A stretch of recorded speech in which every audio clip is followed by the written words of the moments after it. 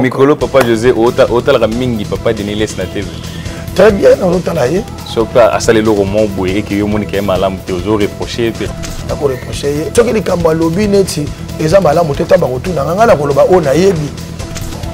Nous continuons à demander pardon, nous continuons à demander pardon à tous les peuples de Dieu, bazalaki vexé na makambo mingi, kondimaisa le quoi kita. Sincèrement, toujours continuer à resenga bolimbisi. Bolimbisa biso na yebi que les loso qui paient tous les sous crédibles vraiment pas la binoté déjà juste pour naka ba makambo ya bongo mais pour pardonner biso nzambe pe ya lola pour ya limbisaka alimbisa ça ba spéculation déjà adoration et ça bato bazo kanisa ba yebi mingi pour attirer attention ya bato ngala mona ba papa le moloto ba adora awa mais tika au mona silina bilamba Dieu ne peut pas être attribué les lois à salité ndengwana ou azo ya pour mela makila moto akomisa moto Dieu ne peut pas être chose les lois ndengwana ngala ko senga na ko sepela ko tout nkolo apia nga charge wana pour na ko kana sala erreur pour temso na ko pona na lo yenge pour yemba ka bien temso azo yemba lelaka ozo mona lala kana mabele apaso ka bilamba o ya yende asolo nzoka nde motema na yeta nga paso ka bilamba wana yesu amona kana ngote ozo mona tribilo kwango to paso la mitema na biso ke bilamba mais bato bato paso la mitema te ba paso la plus bilamba au mona mutafuka bien zo bimana ba zolo miyo na zolo azo koya la na se akompela zolo na zolo tika ye kaka abima ka na église tala ye kota ka vandaka donc ngai na yembaka banzembo na oyemba eza pour ba flatérité eza pena banzembo nga naza convaincu nango oyo naza convaincu nango on a yembi yango isolo ngai relation na président c'est un président à Congo. C'est vraiment mon président. Et je ne cache pas. On a mis sur bateau. Mon président m'aime beaucoup. Alinganga mingi. Nde yango mona sala même sur ba jalousie pe pas bateau. Na ebité pasteur nango yinanga na lobela mabe. To musicien moko na lobela mabe na ebité. Est-ce que zo ebisa yo naza na problème na moto te. En dehors ya ba kisongi songi muso ko ta to yebité. O nga na yebi na ngate na otato la te. Je parle très bien avec tout le monde. J'appelle tout le monde. Je parle à tout le monde. Oui, c'est nous tous à Congo Nouveau.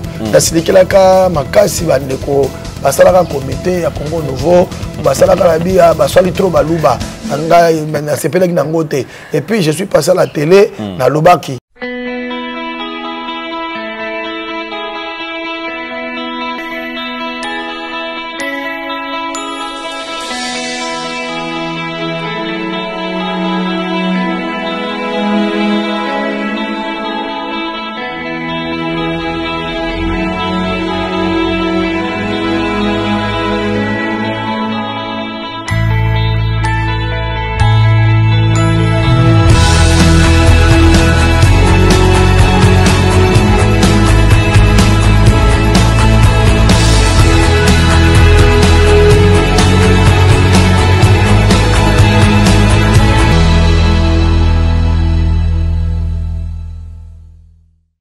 Voilà, mesdames et messieurs, bonjour. Très heureux encore de vous rencontrer aujourd'hui dans cette émission Histoire vraie que nous allons parler et développer des choses qui sont très intéressantes avec nos artistes musiciens congolais, les géants de notre culture, les géants de notre domaine de la musique gospel. Avant de tout commencer, je dis un grand merci à mon général, Jeff Makayabou.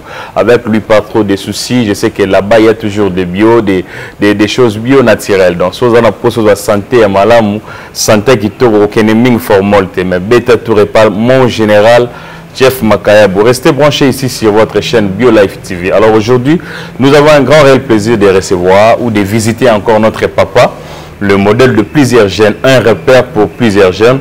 J'aimerais ensemble avec mon caméraman Kevin Sokofon sur ce plateau, aux côtés de ce papa José. Bon, il est là. C'est lui notre invité d'aujourd'hui. Bonjour papa José.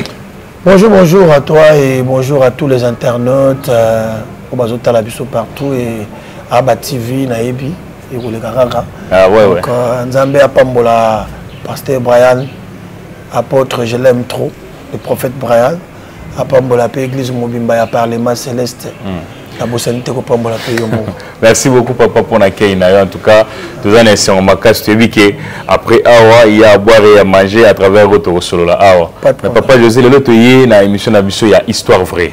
Tu as ma solo, tu as une rumeur, tu as un par-ci par-là, tu as vraiment leader à Koïb Sabisoto sur la Beaucoup de gens se posent des questions, mais il y a quoi avec Papa José ces derniers temps après concert il y a jubilé. Moi, silence et Koti Mingi, tu éviter à préparer les bis album Masika, soit à Kota Maki pour lancer le Kwasika. On ne comprend pas. Jusque-là, album vraiment. Après, c'était quoi encore? Mon caméraman est né après jubilé. Donc, il n'y a rien à marcher. Les gens se posent des questions. Il y a quoi, Papa José? Rien n'a marché par rapport à quoi? Dans la jubilé Wana et dans la présentation officielle album, c'était seulement l'année passée, au mois de septembre. Septembre, tu comme l'autre ça la table sur l'autre mois d'avril, mois de mars. 6 mois après, octobre, novembre, décembre, janvier, février, mars, avril, 7 mois. Après 7 mois. Donc pour comprendre que Mboka na biso ndenge ezali ya wana mokili mobimba toza na kati ya ba confinement prolongé omoni ba confinement prolongé oyo nana ngwazo sala ba action sur les bandes personne bato ba obetaka na kata ba salle ba komboya bato ebele pona ba maladi en réalité ne tozali ya ceux qui promotion moi mokezo sala mezaka nzambe ndazo sunga biso à travers ma téléphone, surtout le YouTube, les alliés, ma Facebook, nous avons moi promotion. Parce que tu belé ba mesana kubaye bela Papa José a kala ba concert. Mais les mots tu ba mo ba mais Papa José par jubilé avant que tu jubilé ba concert il a répété. Projet Zali, mais tango mais il y a des albums tango bimaki dans mois de décembre. Décembre, janvier, février, mars confinement écoute. Vraiment. 5 mois durant la carte confinement, n'ampi à Kaye, nous les athées. Frère, mais il faut se dire, il faut bien à la musique. 5 mois la carte yanda kozo beta musique qui était obligé.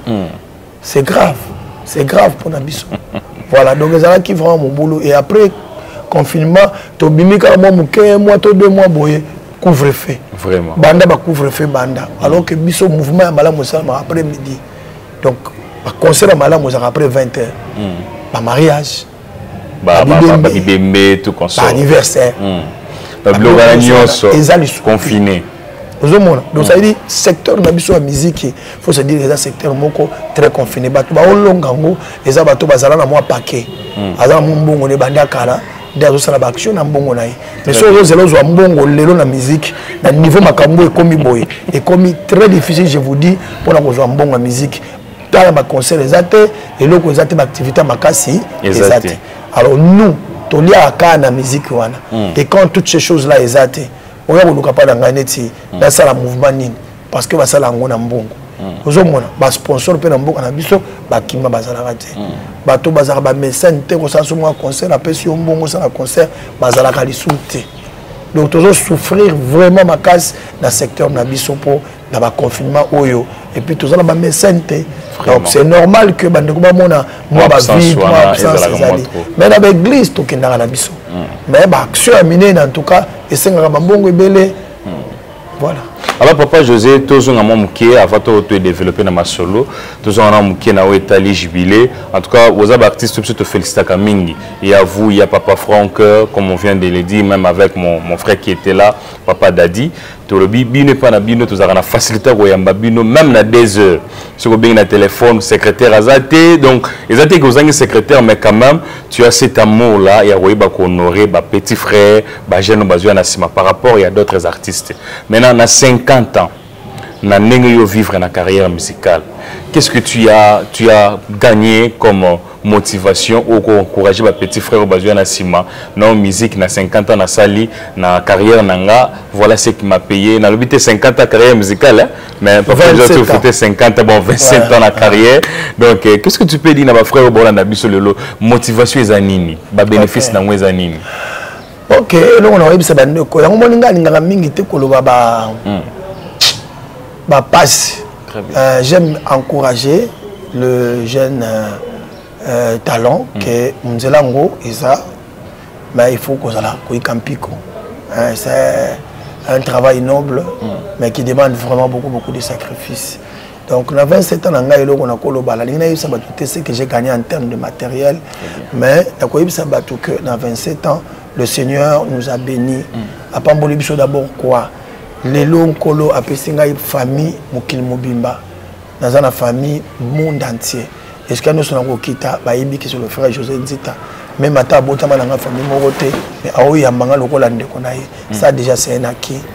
Et deuxièmement Mokolo a rassuré biso makambo belé en vie et apesi biso d'abord lola lola o tozui na moksa elaye aux assure que ndenge naza bolelo soki na kufi lelo soki na silisi boulot na ngana kei je serai à côté de mon patron, à côté de mon chef, à côté de mon Seigneur. Viens, fidèle serviteur, vanda na droite na yo. Voilà, c'est ça, c'est que Dieu malam wa pesi biso. Et en dehors, il y a biloko toko jalo kwa moi mutuka, moi terrain, moi nini. Bon, wana izabilo ko ba matabiso. J'aime pas trop parler de ça.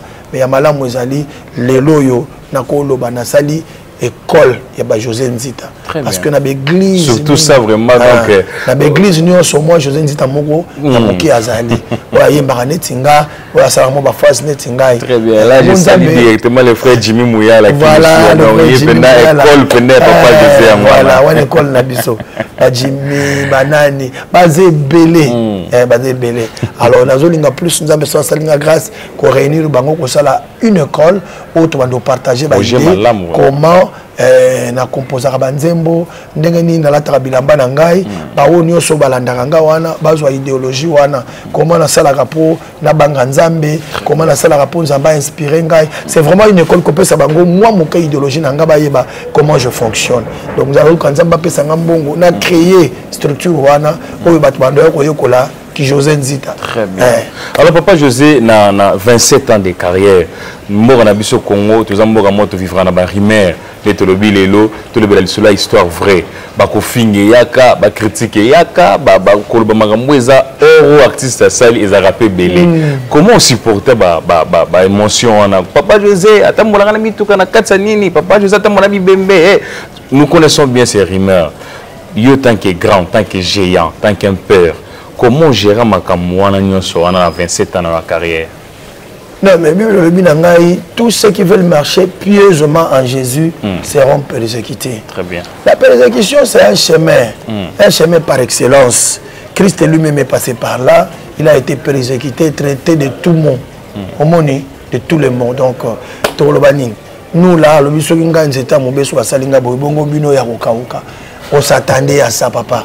Il fallait la vie un enfant de Dieu qui ne subit pas la persécution la vie a un danger. Pour me la persécution, on risque à succomber. Alors la persécution est allée entraînement. Un col à l'exception de l'entraînement pour nous former spirituellement tous à la macasse. Et j'ai dit toi le foulou. Fulu jamais banga kabilo babwa na kati. Ato memi ya misusu ba scrément au boaki. Donc la za fulu. Ayamba kaka. Akolo bate jamais oh boaki za scrément. Fulu ayamba tout. Donc ngana zoloba nzambe o yazali kolo nda yebi biso malamu. O balobaka. Ba tu sais vrai ba koloba. To zape ba parfaite. Moi ba lacune ezali. En tout cas oh to sala ya mabe nous reconnaissons, nous demandons pardon. Mais ce que nous n'avons pas fait, oh bazolo ba ya mabe pour nabiso. Il n'a qu'à parler, ils n'ont qu'à parler de malingi. Malaroya ou le gana TV tana lo moni, oh balobi le kuta. Pourquoi? Je n'ai pas à me justifier. C'est Dieu qui connaît nos cœurs, c'est Dieu qui nous conduit, c'est lui qui nous justifie. Est-ce que vous avez déjà fautif yanengo tsolo ba père lobi? Mbale belé. Moboé na sala pe na bité na 5 pe pardon. Déjà personne le moboé dérangeant au plus de bité pardon bolimba. Na sala ke le moboé oui, c'est lui to sala ka nzemba Congo nouveau, na silikela ka makasi bandeko basalaka comité ya Congo nouveau, basalaka la bia basali trop baluba, ngai na sepelaki nango te. Et puis je suis passé à la télé na lobaki. Et après Koloba yango, je me suis senti lésé moi-même. Très bien. Nabina Salimabe. Je suis rentré à la même télévision dans le Bagi Mabé, na senga pardon et pas bande konyoso, na bisi bango bolimbi sangai, na o nyoso na lobaki, sincèrement c'était la colère. En tout cas, je ne pense pas que la télé c'est un lieu pour les règlements de comptes, surtout pour nous les enfants de Dieu. Et j'ai interdit à tout enfant de Dieu de ne pas amener les choses de Dieu, ya ba na nzambe na TV. Et ça bien mingité. Tant que toi ko juger à la TV, toi ko le bango na TV, ce n'est pas pour la biso mais c'est pour donner la matière à tous ceux qui n'aiment pas le Seigneur. Va critiquer les souillés sur la biso. Nous devons conserver. La Bible dit, quand tu vois un frère dans les problèmes, voir, consulte le frère, solo la naïe, et c'est mieux que solo là. Tant que vous solo naïe, vous aurez à arranger que aucun ne bête ma solo ne banda, ça ne va rien apporter. C'est que s'il faut englober tout na 27 ans, na moi murmure, na moi tout, on peut dire qu'aujourd'hui, Papa José a gardé une bonne relation, na ba musicien. Très bonne relation. Nazo bisayo, naza na problème na mutute. En dehors ya ba kisongi muso ko tarato yebite. O ngala yebi na ngate na otato la te. Je parle très bien avec tout le monde. J'appelle tout le monde. Je parle à tout le monde. Mutu mon côté ya koloba na ngai ke o soki naza ennemi na ye. En tout cas, même na ba pasteur pe relation na mala. Tous les pasteurs, pourquoi nous allons mabé na pasteur? Tous les pasteurs, na habité pasteur n'ongwa yinanga na lobela mabé, to musicien moko na lobela mabé na habité. Est-ce que Mikolo Papa José otala mingi Papa Deniles na TV? Très bien, on otala ye. Soka asale lo roman boye et que yo moni ke malam te ozo reprocher pe. Non, ko reprocher ya za papa ba reprocher à papa na TV te. Je peux ko benga ye na za numéro na ye, na ko reprocher ye aza papa aza patriarche. C'est parmi bateau ba sala pe réveil et belé na kota mboka na biso. Awa, donc on a respecté ye comme tel. Mais ce qui est comme lobby neti eza mala moteta ba retourna ngana ko loba o na yebi. Tu vois, on est là contredire rien, on contredire la Bible dit ça.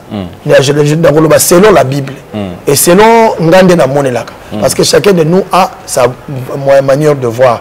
Donc on a la manière nangai nandenge éducation nanga na zwa nandenge na tanga makambo nzambe na couper sa batu lumière par rapport au yangai. Voilà, donc vous partagez des bonnes relations avec lui. Très bonnes relations, je peux même l'appeler, surtout que le quoi Azana Dey. Mes condoléances, mon pasteur. Papa pasteur Denis Lessi. Très bonne relation. Des cœurs avec toi. Tous à la couture dans les lots déjà.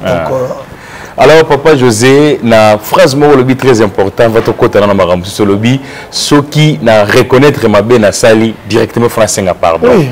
Donc c'est un devoir pour les chrétiens belé, pour les belé, il faut passer un pardon. Mais il y a une question, Papa José, il a besoin de thème. Yosa patriarche, il faut qu'on se le dise. Hein? Vous êtes parmi les patriarches de notre musique gospel. L'année 2020, en janvier 2020, février 2020, vous avez au Congo. Jamais 2028. À part coronavirus, événement où vous avez bougé au Congo Makassi. En tout cas, on a habité peut-être. Oui, il y a solo moi il y a Sœur Eliane. Ah oui, Alas papa Moïse Bila. Mais le tant que patriarche, et là que Stalinga la zone à la moitié question parce que le bi ceux qui n'a sali ma bémoroboé en tout cas na royal ibosa peuple de Dieu na bolim sangai. Mais après ba murmure après tout on n'a rien vu comme réaction chez le pasteur. Mais en tant que patriarche, pasteur, homme de Dieu, chantre de l'Éternel, na ma solo wana nyonso wana. Tu avais jugé bon quoi? Un monsieur que vous avez peut-être solo, un monsieur que vous avez le alors pasteur a dévoilé secret. Non, chacun a sa manière de voir. Je ne veux pas condamner le pasteur Moïse, ni condamner Eliane. Pour ma campagne, vrai problème en tout cas, pasteur, Eliane, alors, tant que vous avez un coucou, vous avez un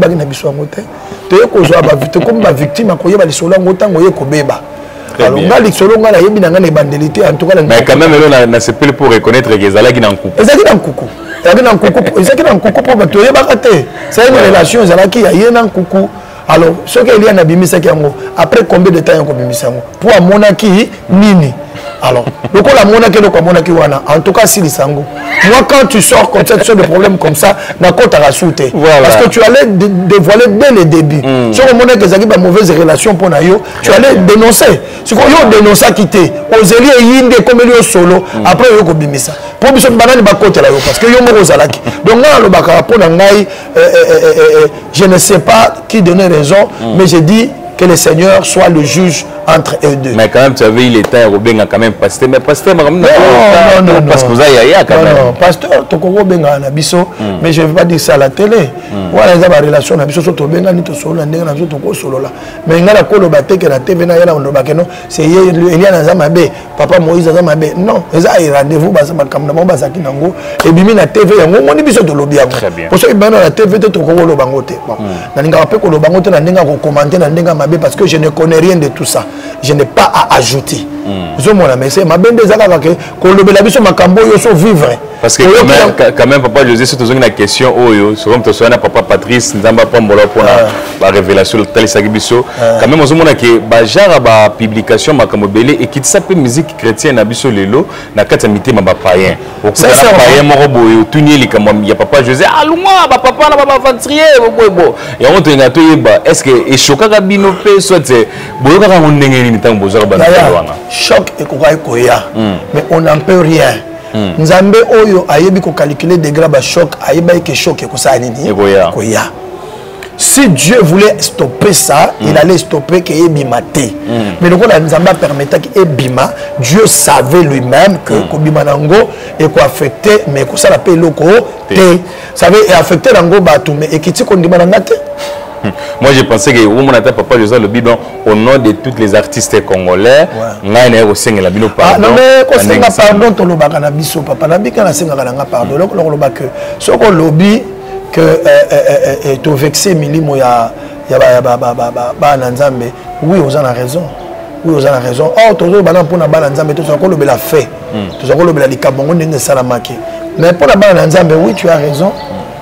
Nous continuons à demander pardon, nous continuons à demander pardon à tous les peuples de Dieu, qui vexés dans Makambouango, Mingi, Kondimaïsa, Kita. Sincèrement, au nom de tous les musiciens chrétiens, nous continuons à faire Bolimbisi, Bolimbisa Bisso, on a dit que les lots s'occupaient, tous les sous crédibles, vraiment pas nabinoté, ils ont juste pour Makambo ya bongo. Mais pour pardonner Bisso. Nzambe pe ya lola o ya limbisaka voilà il est là le frère José Nzita en tout cas dans les sengolelo makasi tant tout ça la émission là papa José te sentira comme si tu es sur l'ange mort afin de rappeler à Jésus donc il dit rien que la vérité avant mayelo goté muté mané dans la rapolele à témoigner à tout parce que pour la vérité ça va édifier batu mususu donc en tout cas nous sommes bénis ici alors papa José côté l'évolution de la musique n'engezo kendelelo côté la bande ko bazoya ba jeune ba na simana bino oko jije musique na biso n'engeni lelo to ko mona bino sai bwana beta musique zalaki ozoka adoration ozoka louange ozoka penda ba mélodie moko ezo mema mutu directement la présence en Nzambe mais lelo to komi ko ba adoration lokola ba témoignage il faut na beta ndenge na nola na kingasani ndenge na nola na mintse kwa ne ba ko mozwanga évolution penda ya musique lelo est-ce que tu trouves vraiment que tu as ba adorateur soit to komi ce qu'on a ba artiste chanteur. Bon, adoration, adoration, papa. Adoration, c'est toute une vie. Très bien. La vie d'adoration, c'est la vie que le Seigneur cherche. La Bible, il ne cherche pas ceux qui savent parler français. Très bien. Bato bayebi ko bazala mituka bazala bambongo bato balobaka français basala ba corps bien bato bakendaka ba poto azoluka ne bangote. Il cherche les adorateurs. Et l'adorateur, on a même le pasteur, même nous sommes tous adorateurs de Jésus. Une vie d'adoration, c'est une vie d'abandon. Quelqu'un qui adore s'abandonne. Donc c'est sacrifié pour... On adore que c'est lui qui est au-dessus de toi, qui est le suprême, qui est Seigneur. Le Kola Nzambe Aza Seigneur, Azo Luka Batuba adoré. Ça veut dire biso oyo nyoso akosabandonner li boso Nzambe. Amitiki akomi koto sa Nzambe. Moni akomi koto sa Nzambe. Il reste akomi yenda adorateur. Un adorateur se soumet à son Dieu. Très bien. Alors c'est qu'est-ce que est-ce que nous nous soumettons à Dieu? Vraiment. Il y a un et quoi ils ont motema chacun de nous a sa conscience na été conscience na yo au contraire au sango jamais ce qu'on a adorateur ya Nzambe yo moko miyebi ce qu'on pose la kana yo aventurier yo moko o miyebi ce qu'on a kana yo ka moto luka mbongo yo mopeko o miyebi ça veut dire un adorateur se connaît très bien ça veut dire l'adoration c'est une vie, c'est toute une vie. Ça veut dire quelqu'un, on ne peut pas seulement parler de l'adoration à la le comportement, ta manière de te vêtir, c'est toute chose dans l'adoration. C'est très bien. Parce que quand on critiquer Ça, tu adores, tu n'adores pas. Mais comment vous trouvez cette génération qui vient? Est-ce que vous trouvez qu'il y a des gens qui ont vu les adorations, soit ils ont malobanaï combien d'adorations? Je ne sais pas juger pour ne pas être trop juge. Mais là, on a envoyé Dieu, il nous donnera l'esprit de discernement. Très bien. Et c'est cet esprit de discernement qui nous amènera à comprendre qui est devant moi. Vraiment. Qui adore devant moi, qui chante devant moi. Quel que soit mais le Saint-Esprit témoigne ses serviteurs. C'est mon serviteur. Dieu va commencer à nous témoigner comme ça. C'est comme hier, papa na katote, tu as l'église morte, je vis naba koko, naba maman, naba tutu nabi, mais ça c'est quoi ça? Est-ce que pasteur faut foutre à 10 parce que la chanson vraiment a touché l'église, donc c'est un peu ça. Les lots de comme naba adorateur, papa José, quand tu es dans le solo, moi m'ké, adorateur, à comment de ma solo garaya. Il y a Nengue, il ne nous parle pas de Jésus. Tu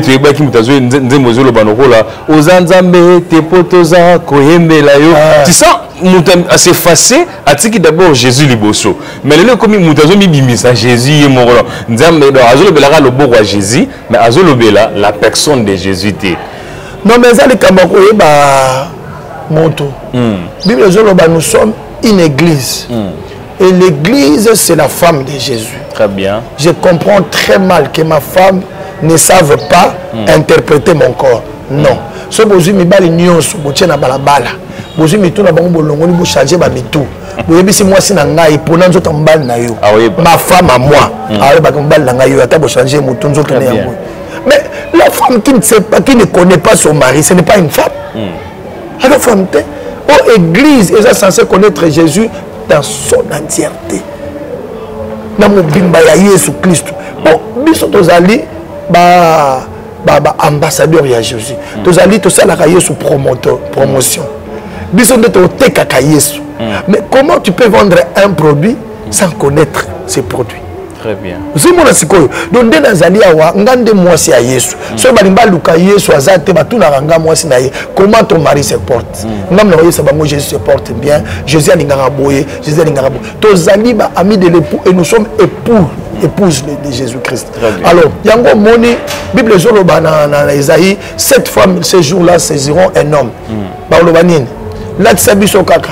To sabiso ka biloko kolia. Mais to la rambe to mongo na yote. Mais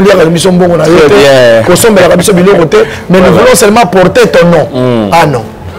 Ah non, ça non. Vraiment, ça c'est très bien, c'est très bien vraiment. Donc on n'a jamais n'apporté qu'un combo à Jésus Christ aussi longtemps. Yemoko Yesu ango nangai raté. Comment une femme ne peut pas passer nuit sans mobile? Alors après c'est mobile nangai ba yebaka mwasi ya moto soki alalaka esika mona mbali na ye et c'est mos et eloko ko sala ke mbayebaka obala ye zemi. Très bien. Faut boter la mwana siko yo lalaka na mbali mbeto moko te obota mwana mukolo nini. Voilà. Parce que votre famille tout dans moi la nini. La foi. Ah voilà. La Bible dit la foi est une ferme assurance qu'on espère et une démonstration. Sans la foi, il est impossible de lui être agréable. Nous acceptons le Seigneur par la foi. Comme dit Jésus par la foi. Ton combat n'ensemble par la foi. Et le Seigneur est le consommateur de cette foi-là. Si vous avez la foi, la Bible dit il est impossible de lui être agréable. Celui qui n'a pas la foi ne plaît pas à Dieu. C'est comme moi na oyo kubota bakata biso nde mwana baminga ko kondima. Kondima nde yango ekotsa biso pa na nzambe. La Bible tango Yesu azokenda lobi est-ce que tana kozonga trouvera-t-il la foi? Alors pas trouvera-t-il les maisons te? Trouvera-t-il les églises te? Trouvera-t-il bato basambela ka bien te? Est-ce que na kokuta kondima? Parce qu'il y a que kondima ko comme difficile. Les gens ne vont plus croire. Bato bakoza susu na kondima nzambe te. Abaki ekozala très difficile kondima. Est-ce que na kokuta kondima mpona koya? Voilà. Alors papa, je sais que les lourds na Congo na biso tant que patriarche de la musique gospel. Babi créer les biso groupe moko ya ba adorateur. Il faut passer la célébration à Jésus. Dès la célébration Pâques, parce que papa José, je le ce groupe moi ya ba adorateur même il y a 5 personnes. Non j'aurais du mal à faire. Ah bon? Parce que nayebi bande kumalamu, mais je ne sais pas qui est le vrai adorateur. Très bien. Mutayebi et malamu eza Yesu Christ. Parfois biso ponaka na. Mais la conviction peut donc la oui, je suis touché par ma conviction, mais c'est le Seigneur qui convainc. Plus que nous. Parce que le Seigneur soit l'activité, la conviction de mon gobunga. Alors, Ngai José, la Golinganza m'a fait sa tâche-wana. Pour ce qu'a fait sa tâche-wana, dans un aïna bat. Et puis on s'est la monter parce que comme on a dit on a demandé qu'on appelle ça qu'on l'accès niveau la christonomie et pas oh il y a un Christ moukier il y a un Christ non il y a pas un appareil pour mesurer mais quand même de christomètre quand même le bigara papa je sais ici activité moroboui il faut 5 personnes baya te na kobenga na ngabatu mengo bateke bangonde ba vrais adorateurs non exactement sous bozala ba intimité na ye makasi bosola bien mususu aza proche na yo mingi ta mususu ndeye beaucoup mingongo na bino za mwa ndenge moko na ba critères wala peut-être cause wa moto mais un adorateur un vrai enfant de Dieu nzambe muta yebiye biso toyebani que nous sommes serviteurs de Dieu mais c'est Dieu qui nous connaît il connaît nos voix il connaît tout de nous voilà donc eloko ndengwana ngala ko senga na ko sepela ko tout enkolo api anga charge wana po na ko lukana sala erreur po temso na ko pona na loyenge po ayemba ka bien temso so yemba lelaka ozomona lala kana mabele apasoka bilamba o ya yende asolo nzoka nde motema na yetanga pasoka bilamba wana Yesu amona kana ngote ozomona tribule kwango alors critère malamu mutako pesa o ka bien Yesu Yesu kaka voilà critère malamu mutako pesa ngo Yesu mon frère Kevin tu me suis mon frère d'Axel le critère malamu ko la naté mutu pas le bi en tout cas il y a des frères qui chantent qui croient qui craignent Dieu bazali mais je ne saurais pas pour na bango na ko kati dans ce peso pena neto monaki prière en nation to salama ba bi bon donc to samedi na na ba tout cas ba ya na bango mais quand on a critère te ko benga nani musala nzambe na ya sala nzambe bien na ko kangote poso to ko mo bango to ko mi Yesu muta ko sala le pandengwana en tout cas wala ko mi nzambe parce que ko yeba motema moto ko yeba ndenga banga nzambe na Yesu kaka Yesu a pour mukileza ba parents trop mon frère maman kadi na leso boy ba ko so susute o ngara lali na sena kati bila non la Yesu na yebi to pasola mitema na biso ke bilamba mais bato bato pasola mitema te ba pasola plus bilamba au mona mutafuka bien zo bimana ba zolo miyo na zolo azo koya la na se akompela zolo na zolo sika ye kaka abi maka na église tala ye kotaka vandaka au mona lipango na bango ba yibsa kaza mama ewaso bosoka contre le pango ba locataire nyoso mwana benda na po mère wala soko mekiye mais na adoration yoka soyi yoka ndenga zo mutande wana nakata ndaka nzamso abi musanto kopona nani na pona te so ko yebi makambo sala lupango to pona e donc il y a adoration bon so ko na yebo pona te adoration solo Yesu est mon adoration solo Yesu est mon tika c'est un peu ça en tout cas nous sommes bénis par cette révélation tout s'embriété na adoration to mona lelo ya pas donc en tout cas mes bien-aimés restez branchés dans les banzam tous à la brancher dans bas sentiment mingonga batu amen donc c'est ça vraiment qui est amen ça tu as bien dit sentiment mingonga batu branché dans le banzam et la révélation parce que la Bible dit c'est lui qui nous donnera la révélation. Il nous dira tout ce qu'il aura entendu de Jésus. Quand le Saint-Esprit viendra, il vous conduira dans toute la vérité. La vérité est dans la carte à mon centre. Il faut bon dire Seigneur, remplis-moi de l'esprit. Parce que tu as la mission awa. Dans ce cas, mais à moi, je ne suis pas ce que j'ai dit. Donc, comme les apparences tellement trop, ce qu'on dit, c'est pas qu'on y a tout ça la raté. Même attendre ton émission, il n'y a pas beaucoup de gens qui sont encore répétés. Ah, attends, il y a un centre. Donc, confiance d'abord. Exactement. Alors, Papa José, tout Saint-Jean chapitre. En tout cas, moi je dis à tous les jeunes adorateurs, tous à la quand même un respect à Roloba, n'a qu'un arroseur conseil pas bayaya. Parce qu'adoration, comme on a les lots, aux hommes de Zoloba, tous les Télanzam Mabou, on aura la bataille Fayoul, Babette Lara, Martin Fayoul Mabou. Donc, nous avons dit que nous avons dit que nous avons l'adoration là, ils ont même dit que nous avons c'est une spéculation, c'est l'adoration.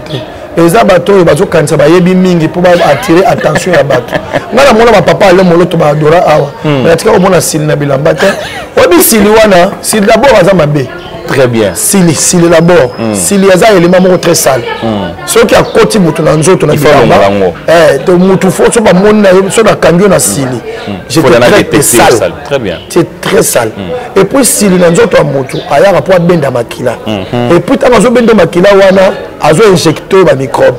Santé na yo comme mabé. Comme la bagarre, Dieu ne peut pas être attribué à l'eau salité. Très bien. Ou à Zoya pour me la maquila moto, à comme ça moto. Dieu ne peut pas être chosifié dans ces. Bon, tu as le bélango karaté, mais bandeko bon.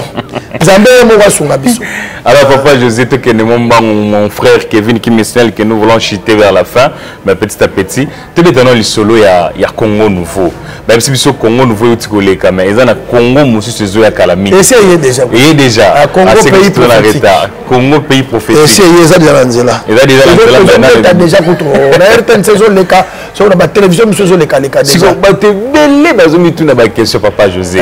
Relation avec les nini na présidentiel na régime présidentiel na gouvernement au relation avec la parce que bado aux sala na Congo et ils ont un problème. Oui quoi. Il que batu bakolo ba n'importe quoi ba oloba ngala José Nzita. Et je suis chantre. Mukolomo otena okende na parlement na senga motion jamais. Ba chantre ba artiste to s'exprimer kaka na loyembo. Soko za artiste la art ou dessiner ka art. Ou art peinture ou dessiner peinture. Donc ngai na yembaka. Banzembo na oyemba. Eza toute ma flatérité. Eza pena banzembo ngana za convaincu nango. Oyo naza convaincu nango on a yembi yango. Isolo ngai relation na président, c'est un président à Congo. C'est vraiment mon président. Et je ne cache pas. On a mis sur bateau. Mon président m'aime beaucoup. Très bien. Alinganga mingi. Ndé yango mona sala même sur ba jalousie pe pas bateau. Le président papa José jaloux numéro 1. Président. Moi si naye. Balinganga mingi. Très bien. Donc na yebi ke bateau, bazo ba kokot sa jalousie. Biso na bio live TV te bina abati te bige papa José azapena artiste alingama mingi. Au moins na église mo mukie na munene na ndenge nini. Présidence papa José est contre Raming. Mais dans le cadre de la présidence Balobi, c'est comme si papa José Mtayaki na division. Parce que à Longoli biso na Congo ini, à Kenabso na Congo nouveau. Donc Balobi en tout cas, donc à Zupenda place frère Mike Azaki wana, il y a Longola Mike yenda comme place wa. Rigole comme président c'est bien. Alors papa José. Donc babi voit même que ba peut sur le pont on a ginko, on se pose des questions. Donc tu éviter phénomène on est dans nini parce que babi les voilà ils ont les ondus, on a frère Mike toi bien. À Kolongwa Sikazate, mais la relation de Komakasi na président qui non, gars nazana affinité le quoi était na présidence. Lui il a déjà affinité na président Ndenganaye. Moi je ne suis qu'un peuple congolais, un pauvre peuple où on colle à sali grâce à moi révélation naye à Yembi et le président était à CPLA qui na révélation en gros ndé à Pesakinga. Bonjour, le col a en tout cas, à l'oua qui nous salaire. Bonjour, n'a moi quelque chose. Tout col babon. Donc, après, si on botte à l'obinaye, merci beaucoup en tout cas, frère. Le travail que tu as fait et Sali Malamu Namboka, Ngai na sepe nango. C'est seulement le travail bien fait, de Sali Kengai, na mon président, na ba qualité, pena so tali ba qualité. Je n'en ai pas dans la qualité mon ah so banayo yaya papa José non so tali ba qualité j'ai pas bien étudié na tali milité dans la famille ya Mbatombongo te na za ngai dernièrement de cette émission mon boy psanga lobby ngai naza la sala ba misali belé boulangerie na sala tout mais lelo naza sumta makamwana te na komara ba tournevis à molimo donc nazo yemba nazo parce que ba que grâce au yeminga Léa n'était pas très belle de figure mais Nzambe a pensé qu'il y a une maternité. Très bien. Ça veut dire que Rachel po azaka kitoko mais azaka privé na maternité mais qualité au côté ça Léa nanda kwa Jacob et Zabana. Comme que botte la Jacob Bana. C'est que Léa ne pouvait pas donner Et c'est que Rachel ne pouvait pas donner, Léa est capable de couper sa main et pas Jacob. Jacob a monaki baba na bazobota. Au moins ce que nous avons, ça veut dire qualité nazolobela, il y a kotanga bien, il y a kozala soki député, il y a kozala soki influent, il y a kozala famille moko riche, te yango te banazala ba qualité wana te. Qualité nanga ezali kozala na Yesu Christ kaka nanga pe maloba oyo Nzambe yakika motema nanga nde yango nde sali que bato balulanga pona maloba oyo nazoyemba. Donc la qualité c'est Jésus-Christ. En tout cas, qui suis-je pour le Lolandi Mama? Pas président, pas bonjour, mais pas président. Qui suis-je? En tout cas, donc, n'a commis trop présidence. Non, je ne vois c'est très touchant quand même. Donc, c'est la qualité d'avoir Christ en toi qui te fera grand. En tout cas, tu pas mon ami Lélo, papa Jésus, tu as commis qu'on cheminer vers la fin. Amen. Alors, selon nous, selon ma communauté, salama, na œil spirituel, na œil prophétique, tant que Moussel Nzambe, qu'est-ce que tu peux encore nous donner comme révélation pour notre pays? Tu nous rassures quoi? Les Pamboli na cause à la Nine pour la République démocratique du Congo. Je suis très confiant et pas une Nzambe d'abord. Parce que la Bible dit, recommande ton sort à l'Éternel, mets à lui ta confiance et il agira. Très bien. Si la confiance n'est pas un Nzambe, ça m'a sonité. Et deuxièmement, notre pays ici, écoutez le président Moko Oyo a sali Nzambe confiance. Alors, quand on fait confiance à Jésus, Jésus est de ses vérités. Christ ne déçoit jamais celui qui vient auprès de lui. C'est que le président a précédent qui aucun pas na yabi Seigneur toyé to kamati mboko to pesio yango ngai na olobate pour la fati na olobate pour l'institution na olobate pour le lokozoleka, mais je parle dessus de Dieu. Le ko la fati croit que le Seigneur c'est lui qui prend la chaise, qui est assis sur la chaise du pays,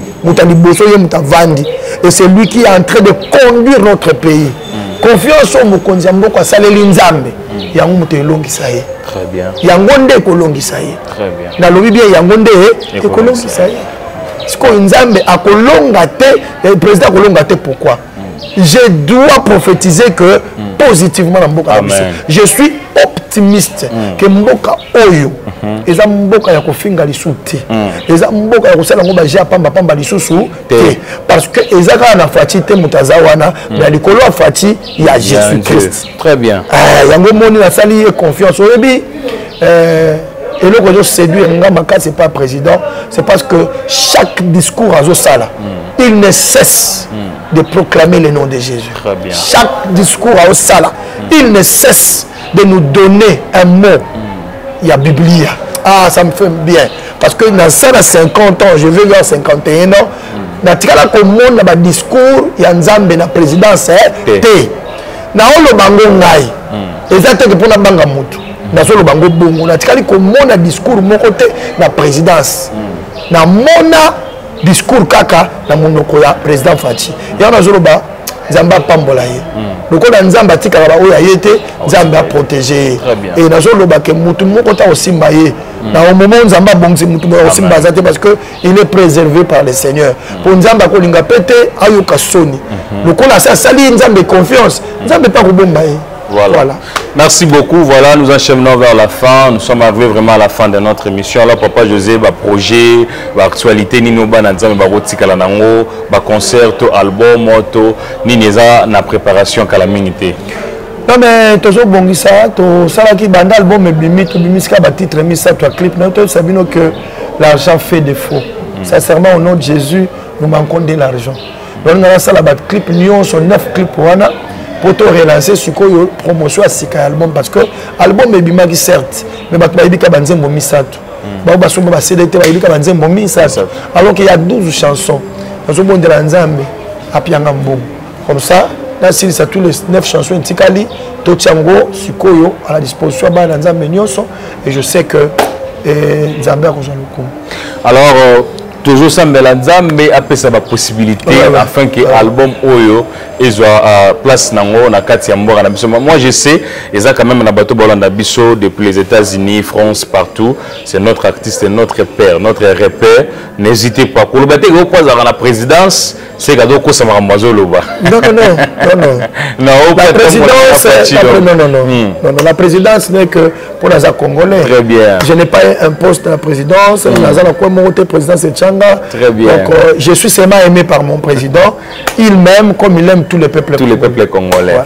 Merci beaucoup. Restez branchés sur BioLife TV. Quant à moi, je dis un grand merci à mon général Jeff Makaya. En tout cas, de consommer naturel. Bio na bio, kunangombe ya bio, pondu ya bio, tout sur bio. Restez branchés pendant sur BioLife TV. N'hésitez pas de vous abonner. Nous sommes là en train de vous donner des informations vraies, de culture, sport, tout ce qui concerne culture, sport. Donc, c'est votre frère Henri Lumbala. Restez branchés sur BioLife TV. Que Dieu vous bénisse.